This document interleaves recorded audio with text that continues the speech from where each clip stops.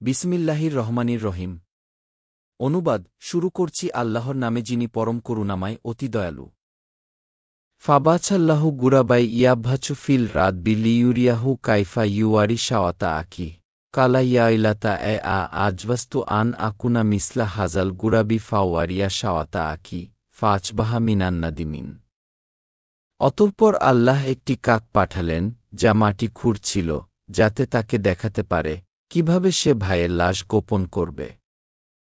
সে বলল, হায়, আমি এই কাকটির মতো হতেও অক্ষম হয়েছি যে আমার ভাইয়ের লাশ গোপন করব। ফলে সে লজ্জিত হল।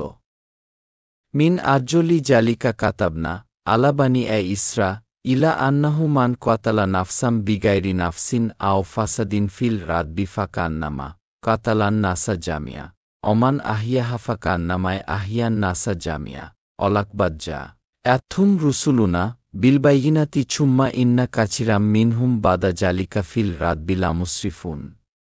এ কারণেই আমি বনি ইসরায়েলের উপর এই হুকুম দিলাম যে ব্যক্তি কাউকে হত্যা করা কিংবা জমিনে ফাসাদ সৃষ্টি করা ছাড়া যে কাউকে হত্যা করল, সে যেন সব মানুষকে হত্যা করল।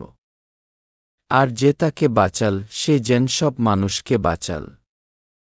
আর অবশ্যই তাদেরও নিকট আমার রাসূলগণ সুস্পষ্ট নিদর্শনসমূহ নিয়ে এসেছে। তা সত্ত্বে এরপর জমিনে তাদের অনেকে অবশ্যই সীমালঙ্ঘনকারী।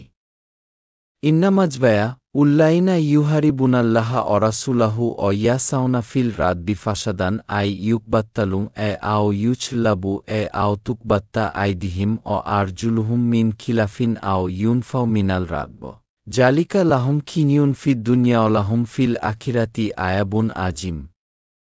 যারা আল্লাহ ও তার রাসূলের বিরুদ্ধে যুদ্ধ করে এবং জমিনে ফাসাদ করে বেড়ায়, তাদের আয়াব কেবল এই যে তাদেরকে হত্যা করা হবে অথবা শুলে চড়ানো হবে কিংবা বিপরীত দিক থেকে তাদের হাত ও পা কেটে ফেলা হবে অথবা তাদেরকে দেশ থেকে বের করে দেয়া হবে।